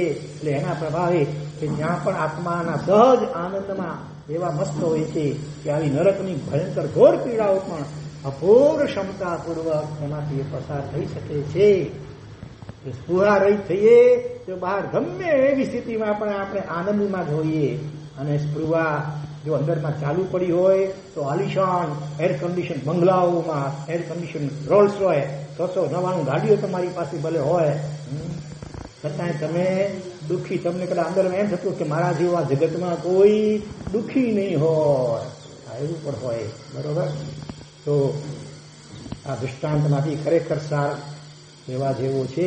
બને એટલી ઈચ્છાઓ ઓછી કરતા જઈએ અને પ્રભુને પ્રાર્થના કરીએ કે આપણને એવી સૌને સદબુદ્ધિની શક્તિ મળે કે આપણે જલ્દીમાં જલ્દી આવા નિષ્ફળ બનતા જઈએ. હા, હવે ઘણા સમજી જ ગયા છે અને એ ના પાડતા હોય છે અમારું નામ ક્યાંય લેવાનું નહીં. વાયા તો પહોંચી જાય મારા ત્યાં તમારું વ્યાખ્યાનમાં મારા સાથે દ્રષ્ટાંત આપ્યું હતું પછી અમને ઠપકો સાંભળવો પડે, મીઠો ઠપકો મળે હોય અડવો પણ હા કે અમારું નામ તમે ક્યાંય લેતા નહીં. હા, એટલા નિષ્ઠુરી છે. નામ નથી લેતો, બાકી સમજદાર સમજ ગયે ઘણા લોકો સમજે છે. પણ નામથી શું કરવું છે આપણે? બસ આપણે એનું ગુણ આપણા જીવનમાં કેળવવા માટે પ્રયત્ન કરીએ. તો આવા નિષ્ઠુરી સાધુ સાધુ આચાર્ય ભગવાન તારીખને વંદના કરીએ. નમો લોય ઓમ રીમ નમો આયરિયાણા, ઓમ રીમ નમો આયરિયાણા, ઓમ રીમ નમો આયરિયાણા, ઓમ રીમ નમો આયરિયાણા, ઓમ રીમ નમો આયરિયાણા, ઓમ રીમ નમો આયરિયાણા. નમો લોય સબ્બ સાહુણા, નમો લોય સબ્બ સાહુણા, ઓમ નમો લોય સબ્બ સાહુણા, નમો લોય સબ્બ સાહુણા. ઓમ રીમ નમો તવસ, ઓમ રીમ નમો તવસ, ઓમ રીમ નમો તવસ, ઓમ રીમ નમો તવસ. પૂરો ઈચ્છા રહી થવું અને 12 પ્રકાર તપમાંથી કયા તપમાં સમાવેશ કરીશું? ખાવા પીવાની તો ઠીક, કોઈ બી ઈચ્છા નહીં, પદવીની નહીં, શિષ્યાઓની કોઈ ઈચ્છા ઓછી કરવી. એટલે એ કયા તપમાં સમાવેશ થાય એનો 12 પ્રકારમાંથી બોલો હિતેશભાઈ, કયા તપમાં સમાવેશ થશે? ચાલો 6 પ્રકારના બાહ્ય તપમાંથી એમ કહો, અભ્યંતર તપ જવા દો. બાહ્ય તપમાંથી કયા તપમાં સમાવેશ કરશું? નામ વૃત્તિ સંક્ષેપ. વૃત્તિ એટલે અનેક પ્રકારની ઈચ્છાઓ જે થાય છે એનો સંક્ષેપ કરવો, એના કાપ મૂકવો, ઈચ્છાઓ ઘટાડવી. પછી ખાવા પીવાની હોય, પહેરવા ઉઠવાની હોય, બીજી કોઈ પણ પ્રકારની ઈચ્છા એને ઘટાડવી. વૃત્તિ સંક્ષેપ નામો બહુ મોટો તપ અને એમાં પુષ્કળ કર્મની નિજરા થાય. તમે તીર્થયાત્રા કરીને જે કર્મ નિજરા કરો એના કરતા પણ અનેક ગણી ઈચ્છા, એ યાત્રાની ઈચ્છા થઈ અને સમજણપૂર્વક એનું વિસર્જન કરી અને તમે જ્યાં છો ત્યાં સ્વાધ્યાય આદિમાં લાગી જાઓ, સંયમમાં લાગી જાઓ, એમાં વધુ નિર્જા થવાની શક્યતા રહેલી છે. ચાલો, આ નિષ્ક્રિયતા. હવે દૃષ્ટાંત લઈએ અનાસક્તિ, પણ આસક્તિનો અભાવ.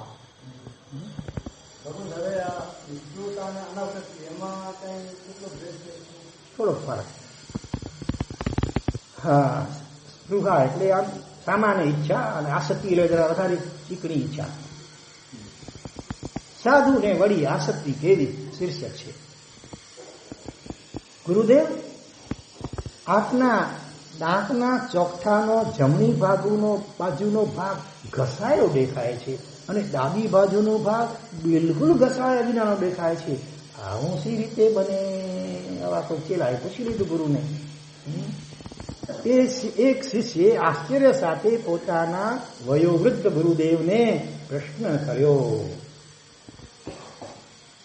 કારણ કે તમે અનુમાનથી સમજી ગયા છો ને? કેટલા સમજી ગયા છે એનું કારણ?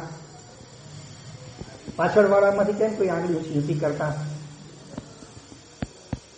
આટલા બધા ખુરશી વાળાઓમાંથી કોઈ બોલો. નાજીભાઈ, તમને અનુમાન ના આવ્યું કઈ? આમ કેમ થયું હશે? બીજી એવી નાનપણમાં વાર્તા આવતી, સ્કૂલમાં પાઠ આવતો હતો, એક ઊંટ હતો, અવલોકનની ટેવ કે આ અને પગલા જોઈને પછી પાછળથી એક જણાએ અનુમાન કર્યું કે આ ઊંટ જમણી આંખે કાણો હશે. ઘણી વાર એના ઉપર રાણી બેઠી હશે, સગર્ભા હશે, વગેરે કેટલું અનુમાન કરી લીધું. આજે જમણી આંખે કાણું કેમ કે એક બાજુના પાંડા ઝાડના ખવાયા હતા, બીજી બાજુના નહોતા ખવાયા એના ઉપરથી. તો એક બાજુની 32 ઘસાયેલી છે અને બીજી બાજુની અકબંધ પડી છે, તો એનું કારણ શું હોઈ શકે?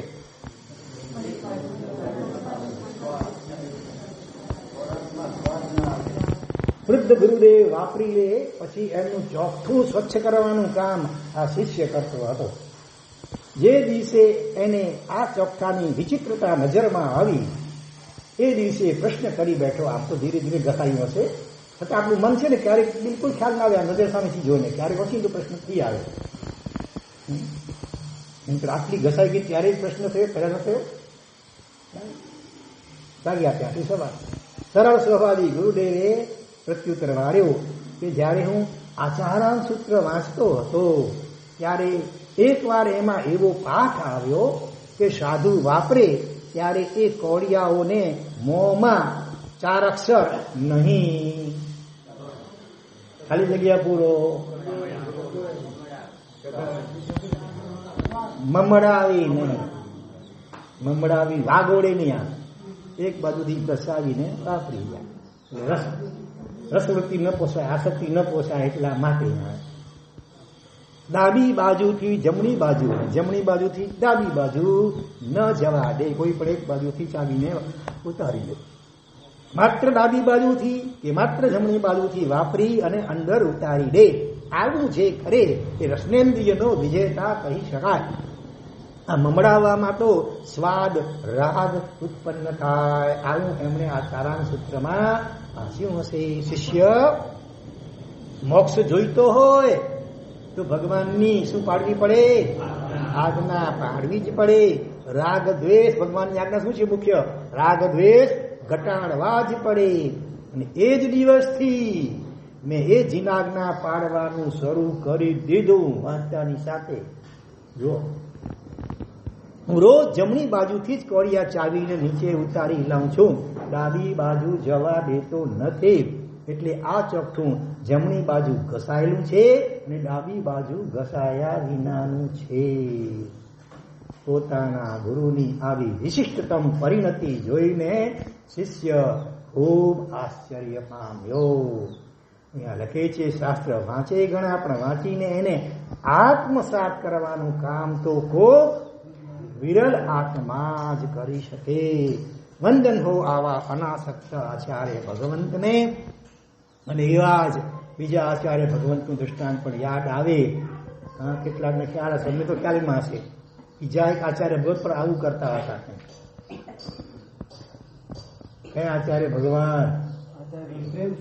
પ્રેમ સુરીશ્વરજી મહારાજ, એટલે કે પન્યાસ પ્રવર્ષી ચંદ્રશેખરજી મહારાજ એમના ગુરુ ભગવાન. એ શું કરતા હતા? અંદરમાં લાકડાની નાનકડી ઠેસી એક બાજુ નાખી દે દાઢમાં, બે દાઢો છે બસ, એટલે ત્યાંથી ચવાય જ નહીં. એટલે એક બાજુથી જ દાળ ને રોટલી, બાકી સબ બાત ખોટી. દાળમાં જ રોટલીઓ ભીંજાવી દે અને એકદમ ગરમ થઈ જાય એટલે મસળી કરી અને એક બાજુથી ચાવી રૂચાવીને ઉકાળતા જાય. 10 મિનિટમાં તો એકાશનું થઈ જાય. કાયમ એકાશ તો હોય જ. અને આ રીતે માત્ર દાળ અને રોટીથી એમાં સ્વાદ તો આવે ને. દાળ ત્યારે એટલું સ્વાદિષ્ટ થઈ હોય. તમને ખબર છે, થોડાક વર્ષો પૂર્વે અમદાવાદની કોઈક હોટલ, ચેતના હોટલ કેવું કોઈ નામ હતું, એની દાળ વખણાતી હતી, લાઈન લાગતી હતી ત્યાં. બોલો, હોટલો તો ઘણી બીજી હવે, પણ ખબર નહીં એની ગુડવિલ કંઈક એવી હતી, ત્યાંની દાળ પીવા માટે લોકો લાઈન લગાડે. બરોબર. હા, એટલે એમાં સ્વાદ આવી શકે. તો એટલો પણ સ્વાદ શા માટે? જરૂરી નથી કે મિષ્ટાન ને ફરસાણ ને ફ્રૂટ ને મેવાનો સ્વાદ આવે. દાળનો સ્વાદ આવી શકે છે ને, ગમી શકે, એમાં રાગ ઉત્પન્ન થઈ શકે છે. એટલો પણ રાગ ન પોસાય એ માટે એક બાજુ એ લાકડાની ઠેસી રાખી દેતા હતા. તો આવા અનાસક્ત આચાર્ય ભગવંત આદિ જેટલા પણ સાધુજી ભગવંતો પોતપોતાની ભૂમિકા પ્રમાણે હોય. કોઈ પડી બધી ગોતી એક જ પાત્રામાં કરીને એમાં કરિયાતું નાખી કરીને વાપરે. બરોબર. તો આ પણ અનાસક્તિ. તો આ રીતે રસનેન્દ્રિય વગેરેની આસક્તિને જીતવા માટેનો પુરુષાર્થ કરી રહેલા તમામ આચાર્ય, ઉપાધ્યાય, પન્યાસ, ગણી, સાધુ સાધ્વી, ભગવંતો વગેરે સૌને આપણે ભાવપૂર્વક અનંત અનંત અનંત વંદના કરીએ. થોડી ઘણી આ શક્તિ અનાશક્તિનો આપણામાં આવે, ચાલશે, ફાવશે, નપશે, આટલું ખાલી થાય ને તો એ ઘણું. આનામાં પેલું પીરસાઈ ગયું બસ, પછી બીજી વાર લેવાનું નહીં. જેવું આવ્યું જેટલું આવ્યું બસ. ફરિયાદ તો છેવટે ફરિયાદ ન કરી, આટલું આમાંથી લઈ લઈએ તો એ ઘણું. ચામાં ક્યારેક સાકર ભૂલાઈ ગઈ હોય, એ ફિક્કી ચા કદાચ પીવાનો વારો આવે ત્યારે તમે ચૂપચાપ ધારો કે પી લ્યો, કાંઈ બધું બોલ્યા વિના, ફરિયાદ કર્યા વિના, તો પરિણામ કેટલું સારું આવે ના આવે. પછી આ લોકો પાછળથી પીવાના તો હોય અને પીએ ત્યારે ખ્યાલ આવે એમને કે હવે બાપ ચામાં સાકર બિલકુલ ભૂલાઈ ગઈ, અને છતાં તો કાંઈ બોલ્યા નહીં. ઓહો, તમારા પર એટલો બધો અહોભાવ ઉછળે, આરતી ઉતારવાનું મન થાય પછી. હા હા, અને ફરિયાદ કરો તો પછી જાણી બુજીને પછી બીજું એક નહીં તો બીજું કંઈ કરે. ફરિયાદ કરવાનું ભૂલી જવાનું, ફરી ફરીને પ્રભુની આજ્ઞાઓને યાદ કરવાનું કે પ્રભુએ કહ્યું છે ક્ષમતા રાખવાની, ચલાવી લેવાનું, નભાવી લેવાનું, જે એવું હશે ચાલશે, ફાવશે, નભશે. પછી એ જયારે કહે ને કે તમે કેમ કઈ બોલ્યા નહીં, ખાંડ નહોતી તો પણ કે એમાં શું બોલવાનું હોય, રોજ તો તું કેટલી સરસ આઈટમ બનાવતી છે, અને એક દિવસ સરસતું રહી ગયું તો શું થઈ ગયું આમાં, અને બીજું પણ કેટલું બધું નાસ્તામાં કેટલી બધી આઈટમો હતી, એક આઈટમમાં કદાચ રહી ગયું તો સારું, એટલું ડાયાબિટીસ કંટ્રોલમાં રહેશે. આવું પોઝિટિવ ઉત્તર આપો તો કેટલો આનંદ થાય એમને. હા, वो दिन कहाँ, वो दिन जल्दी આવે. આવા દ્રષ્ટાંતો સાંભળતા સાંભળતા એવી આપણે ભાવના કેળવીએ. હા, તો સાધુને વળી આસક્તિ કેવી, સાધુ તો શ્રાવક તો છૂટે તો પછી આ તો સાધુનું લક્ષણ છે. સાધુ એટલે સાધક આત્મા કોઈ પણ પછી સાધુ વેશમાં હોય કે શ્રાવકના વેશમાં હોય, જેને મોક્ષમાં જવું છે એમણે અનાસક્તિ તો ધીરે ધીરે ભલે પણ વિકસાવવી રહી. હાઈ જમ્પ કદાચ એક સાથે ન લગાવી શકીએ, ધીરે ધીરે ધીરે ધીરે થોડો થોડો પ્રયત્ન તો કરતા જઈએ. કોઈક બાબતમાં કોઈ વસ્તુ આપણી ઈચ્છા પ્રમાણે ના આવે તો પછી મોઢું ચડાવીએ નહીં, ફરિયાદ ન કરીએ. કમ સે કમ ફરિયાદ કરવાનું તો બિલકુલ ભૂલી જ જઈએ. ચાલશે, ફાવશે ને નભશે. આ સૂત્રને એકદમ આત્મસાત કરવા માટે પ્રયત્ન કરીએ. અને હવે ટાઈમ તો કે થવાયો છે, એક દ્રષ્ટાંત લઈ લઈએ. એનું શીર્ષક શું છે? તું મારો શત્રુ શા માટે બને છે?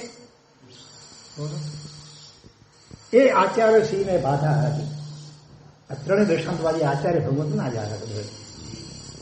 શું બાધા હતી? આચાર્ય ભગવંતને પણ બાધા હતી. બોલો કે ઠંડી વધારે હોય તો પણ એક જ કામડી ઓઢવી. ગાબડાની તો વાત નહીં, કામની પણ બે નહીં, એક જ કામડી ઓઢવી. છેલ્લા વર્ષોમાં તેઓ અમદાવાદના સંઘોમાં મોટો સમય પસાર કરતા હતા. કદાચ ભદ્રંગ સુરી હોય કે કદાચ ખબર નહીં હોઈ શકે, અથવા જયાની થોડી તીનથુઈના કદાચ હોઈ શકે, એવા કાકી મહાત્મા. અત્યંત વૃદ્ધ એ આચાર્યશ્રીને એક દિવસ રાત્રે અચાનક તાવ ચડ્યો. કામ તો કોઈને પ્રોબ્લેમ આવી શકે. શરીર ધ્રુજવા લાગ્યું. તોય તેમણે પોતાના શિષ્યો પાસે બીજી કામડી વગેરેની માંગણી ન કરી. એક જ કામડી ઓઢીને સંથારામાં સૂઈ રહ્યા. તાવના કારણે ઠંડી ખૂબ લાગતી હતી. શિષ્યને આ વાતની ખબર પડી. શિષ્યને ખબર હતી કે ગુરુદેવને વધુ કામડી ન ઓઢવાની પ્રતિજ્ઞા છે, એટલે શિષ્યે ગુરુને ખબર ન પડે તે રીતે ધાબળો અળવેથી ઓઢાડી દીધો. એટલાથી સંતોષ ન માન્યો હોય, બહુ લોભ કરવા જઈએ તો પછી પકડાઈ જઈએ. થોડી વાર પછી વળી બીજો ધાબળો પણ ઓઢાડ્યો. આમ ભક્તિ ભાવ હતો. ભલે અતિ સર્વત્ર જઈએ, એક ઓઢાડ્યો ને ખબર ન પડી ઘણું કહેવાય. પછી વળી બીજો ઓઢાડ્યો. 2 જ મિનિટમાં ધાબળો ઓઢાડ્યાનો ખ્યાલ આવી જતા આચાર્યશ્રી ઉભા થઈ ગયા. બેઠા નહીં, તાવમાંથી ઉભા થઈ ગયા. 2 ધાબળાઓ દૂર કરી અને વયોવૃદ્ધ ગુરુદેવે શિષ્યને કહ્યું કે તું શા માટે મારો ખાલી જગ્યા બને છે શત્રુ? બોલો, આ અનંત કર્મો ખતમ કરવાનો અમૂલ્ય અવસર મને મળ્યો છે, ત્યારે તું મને એમાં અંતરાય શા માટે કરે છે? કેવી ઉચ્ચતમ પરિણતિ હશે, કલ્પના તો કરો. આ વર્તમાન કાળના કે એકદમ નજીકના ભૂતકાળના આ દ્રષ્ટાંતો છે. કોઈ ચોથા આરાના કે મહાવીર ક્ષેત્રના દ્રષ્ટાંતો નથી. ભરત ક્ષેત્રના આપણી આજુબાજુના સમેર અત્યારે વિતરી રહેલા અથવા તો એકદમ નજીકના જ ભૂતકાળમાં થઈ ગયેલા એવા બધા આચાર્યાદિક સાધુ સાધી ભગવંતોના દ્રષ્ટાંતો છે. સાંભળતા અહોભાવથી આપણું મસ્તક ઝૂકી જાય, આમ રોમાંચ ખડા થઈ જાય. ખરેખર એવા એક એકથી ચડે એવા દ્રષ્ટાંતો છે આ. એટલે શિષ્યે નતમસ્તકે માફી માંગી. પછી તો કેવી ઉત્કૃષ્ટ પરિણતિના ધારક. બીજો પ્રસંગ એમનો જ. આચાર્ય બન્યા બાદ તેઓ વિહાર કરતા એકવાર સિરોહી પહોંચ્યા. એ જ દિવસે ત્યાં પન્યાસ ભદ્રંકર વિજયજી મહારાજ સાહેબ પણ પધાર્યા. એ યોગી પુરુષ દીક્ષા પર્યાયમાં મોટા હતા, પન્યાસ ભદ્રંકરજી મહારાજ સાહેબ. તો આ આચાર્ય પદવીની દ્રષ્ટિએ મોટા હતા. પદવીમાં પન્યાસ પદવી કરતા આચાર્ય પદવી મોટી ગણાય. હવે કોણ કોને વંદન કરે? પણ અહીં મીઠો ઝઘડો શરૂ થયો. ઝઘડો, આવા ઝઘડા થયા તો સારું. ઘરમાં રોજ ઝઘડવું તો આવા ઝઘડા કરજો, મીઠા ઝઘડા, ખારા ખારાના.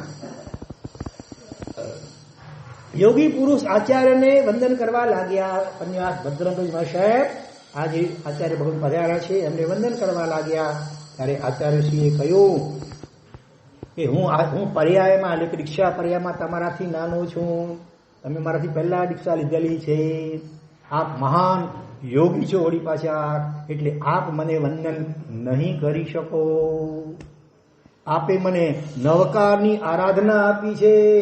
પન્યાસી મહારાજે તો અનેક આત્માઓને નવકારનું દાન કરેલું. જેમને જેમને એમાં થકી મુખ્યથી નવકાર મળે ખૂબ ખૂબ આગળ વધી જતા સાધનામાં. આપ મારા ઉપકારી છો, માટે હું આચાર્ય હોવા છતાં પણ આપને વંદન કરીશ. બોલો કોણ મહાન આ બે માંથી? મૂંઝવણ થાય ને મીઠી, કોને મહાન વધારે કહેવા? બંને મહાન છે, પણ બંને વિનય એકબીજાનો કરી રહ્યા છે. ઓલા કે તમે આચાર્ય છો એટલે હું તમને વંદન કરું, એટલે કે તમે મારા પર ઉપકારી છો ને દીક્ષા પર્યાયમાં તમે મોટા છો મારાથી, માટે હું તમને વંદન કરું. વંદન ન કરું એના કારણે તો એટલે બાહુબલીને જો ને ઠગ્ગા ભાઈઓ પેલા દીક્ષા લીધી હતી, ત્યાં અહંકાર નડ્યો કે હું ત્યાં જઈશ તો મારે પહેલા વંદન કરવા પડશે, એટલે કેવળ જ્ઞાન મેળવીને પછી જ જાઉં. આ મહાપુરુષો કેવા છે? જો ઓલા ચોથા આરામાં હતા કે ત્રીજા આરાના અંતમાં હતા, અને આ તો 5મા આરાના છે. તો એ જો તો યોગી પુરુષ કે હું પન્યાસ થઈને જો આચાર્યના વંદન લઉં તો મારી દુર્ગતિ થાય, મારે આ નુકસાન વળવું નથી. કેટલી પાપ ભીરુતા! આપણે ડરીએ એવા પાપોથી. સવારથી આ મીઠો ઝઘડો શરૂ થયો હતો. સાધુઓ ગોત્રી લઈને, બપોરની ગોત્રી લઈને આવી ગયા. ત્યારે પણ આ બે મહાપુરુષો પોતપોતાની જિદ્દમાં હતા. પ્રશસ્ત જિદ્દ કહી શકાય, બરોબર. બે માંથી એકને આંબીલ હતું અને બીજાને એકાશણું હતું. કદાચ પન્યાસી મહારાજની તબિયત કદાચ એમને એકાશણું હોય અને આચાર્ય મહારાજની આંબીલ હોય. બેની ગોચરી ઠંડી થઈ ગઈ હતી. અંતે સાધુઓ વચ્ચે પડ્યા, પણ આચાર્યશ્રી માનવા તૈયાર ન હતા. એ કહે હું વંદન કરીને યોગી પુરુષ પાસે પચખાણ લીધા પછી જ ગોચરી વાપરીશ. લ્યો, આચાર્ય પોતે હોવા છતાં કે છે આ પન્યાસી મહારાજ ભદ્ર, એની કઈ ઊંચાઈ હશે અંદરની, વિચારો તો ખરા. તીર્થંકરનો આત્મા દેવતા દ્વારા જાણવા મળ્યું છે. અને ઐરવત ક્ષેત્રમાં એમનું નામ પૃથ્વીવંત સ્વામી. એક વિશિષ્ટ સાધક આત્માને ખ્યાલ આવ્યો, એટલે એક શ્રાવક શ્રાવિકાને દેવતા દ્વારા ખ્યાલ આવ્યો, એટલે એમણે પૃથ્વીવંત સ્વામીની પ્રતિમા ભરાવી પોતાના ઘરે, એટલે અંજનસેવા કરાવીને એની પૂજા વગેરે કરતા. પછી જયારે પન્યાસી મહારાજનો કાલધર્મ થઈ ગયો અને પૂજ્યપાદ પન્યાસ પર ચંદ્રશેખર મહારાજ વિહાર કરતા ત્યાં આવ્યા, એમને ખબર પડી, એટલે એમણે એ માંગી લીધા એ પૃથ્વીવંત સ્વામી અમને આપો, અમે તપોવનમાં હિરાસરમાં એની વ્યવસ્થિત રીતે પ્રતિષ્ઠા કરશું. બધા બાળકો, સેંકડો બાળકો અને બીજા પણ અનેક ભાવિકો દર્શન, વંદન, પૂજન, ભક્તિ વગેરે કરી શકે. એમણે પણ ઉદારતાથી એ આપ્યા. અને આજે પણ તપોવનમાં એ પૃથ્વીવંત સ્વામી તીર્થંકર ભગવાન, ભાવિ તીર્થંકર ઐરવત ક્ષેત્રમાં થનારા આ પન્યાસી મહારાજનો આત્મા એ ત્યાં પૂજાઈ રહ્યા છે. ક્યારેક જવાનું થાય નવસારી તપોવન બાજુ, જરૂર દર્શન, વંદન, પૂજન કરજો. તપોવનની પણ મુલાકાત ખાસ લેવા જેવી જ છે. તો અહીંયા કહે છે છેવટે સાધુઓએ યોગી પુરુષને મનાવ્યા. આખર સંન્યાસી મહારાજ છેવટે નમ્ર થયા અને આચાર્યશ્રીએ એ યોગી પુરુષને વંદન કર્યા, પચખાણ લીધા, બાદ ગોચરી વાપરી. આવી નિષ્પૃહતા જો સર્વત્ર, એટલે આજે ત્રણેય દ્રષ્ટાંતમાં જોઈએ તો નિષ્પૃહતા અને અનાસક્તિની વાત આવી. સર્વત્ર ફેલાય તો જીન શાસ્ત્રની 3 અક્ષરની પલટાઈ જાય. શકલ અથવા પહેલો અક્ષર ર વર્ગ હોય તો વર્ગ કહું એટલે ર રા રી રી રોન આથી પલટાઈ જાય. આચાર્ય પદ જેવા ઊંચા સ્થાને બેઠા પછી પણ આટલી બધી નમ્રતા, ગુણાનુરાગીતા, સરળતા, ભવભીરુતા હોવી એ નજીકમાં મોક્ષે જનારા આત્માઓમાં જ મળી શકે. કોટી કોટી વંદન હો એ સ્વર્ગસ્થ મહાપુરુષને. ઓમ રીમ નમો, ચલો 99 પરનો જાપ કરીએ. ઓમ રીમ નમો અરિહંતાણમ, ઓમ રીમ નમો અરિહંતાણમ, ઓમ રીમ નમો સિદ્ધાણમ, ઓમ રીમ નમો સિદ્ધાણમ, ઓમ રીમ નમો આયર્યાણમ, ઓમ રીમ નમો આયર્યાણમ, ઓમ રીમ નમો ઉવજાયાણમ, ઓમ રીમ નમો ઉવજાયાણમ, ઓમ રીમ નમો લોએ સબ્બ સાહુણમ, ઓમ રીમ નમો લોએ સબ્બ સાહુણમ, ઓમ રીમ નમો દર્શનસ, ઓમ રીમ નમો દર્શનસ, ઓમ રીમ નમો નાનસ, ઓમ રીમ નમો નાનસ, ઓમ રીમ નમો ચારિકસ, ઓમ રીમ નમો ચારિકસ, ઓમ રીમ નમો તવસ, ઓમ રીમ નમો તવસ, ઓમ રીમ શ્રી સિદ્ધ ચક્રાય નમઃ, ઓમ રીમ શ્રી સિદ્ધ ચક્રાય નમઃ, ઓમ રીમ શ્રી સિદ્ધ ચક્રાય નમઃ, ઓમ રીમ શ્રી સિદ્ધ ચક્રાય નમઃ, ઓમ રીમ શ્રી સિદ્ધ ચક્રાય નમઃ, ઓમ રીમ શ્રી સિદ્ધ ચક્રાય નમઃ, ઓમ રીમ શ્રી સિદ્ધ ચક્રાય નમઃ, ઓમ રીમ શ્રી સિદ્ધ ચક્રાય નમઃ. તમને થશે આ તો આચાર્ય અને સાધુ ભગવંતોના દ્રષ્ટાંત છે, એમાં અમને કઈ રીતે લાગુ પડી શકે? તો શ્રાવક જીવનમાં પણ એવા કેટલાક નેત્ર દીપક દાખલાઓ ક્યારેક હોય બનતા હોય છે. એક પિતા અને એના 4 દીકરાઓ, હવે મિલકતની વહેંચણીનો સમય આવ્યો ત્યારે પિતાની ભાવના હતી કે 4 જણાને સરખે ભાગે હું વહેંચી આપું જેથી કોઈ ઝઘડો કે મંડુક ન થાય. પણ નાના છોકરાએ જીદ પકડી કે ના, ભાગ હું કરીશ, તેમ થશે. બધા ચિંતામાં પડી જાય, કોણ હવે આ જીદ છોડશે નહીં તો શું થશે કોણ જાણે. ક્યાંય આપસમાં ભાઈઓ વચ્ચે કે પિતા પુત્ર વચ્ચે ક્યાંક મન દુઃખ ન સર્જાય તો સારું. સમજાવવા પ્રયત્ન કરવામાં આવ્યો કે ભાઈ સરખે ભાગે આપણે કરીશું કોઈને ના, હું કહું તેમ જ થશે. આખરે બધાએ નમતું જોખ્યું અને નાના દીકરાને ભાગ પાડવાની છૂટ આપવામાં આવી.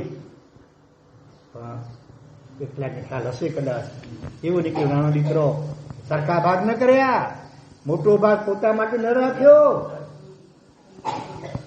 મોટો ભાઈ હતો એના માટે વધારે ભાગ, પછી એના કરતા થોડોક ઓછો બીજા નંબરના ભાઈ, એના કરતા થોડોક ઓછો ત્રીજા નંબરના માટે, સૌથી ઓછો પોતાના. આંકડા ફિક્સ છે અત્યારે, મને આંકડા યાદ નથી, પણ મિલકત હતી કેટલીક અને એની કઈ રીતે એની વહેંચણી કરી કે ભાઈ મારા કરતા એને વધુ આ ઘરના વિકાસ માટે મોટા ભાઈએ ઘણો મોટો ફાળો આપ્યો છે, એનું કુટુંબ પણ મોટું છે, છોકરા પરિવાર મોટો છે. મારે તો હજી હમણાં લગ્ન થયા છે, હજી મારી જિંદગી ઘણી પડી છે વાંધોમાંથી, વગેરે વગેરે આવા બધા કારણો દર્શાવી અને આ રીતે એને એ મિલકતની વહેંચણી કરી. નથી અત્યંત અનુમોદનીય?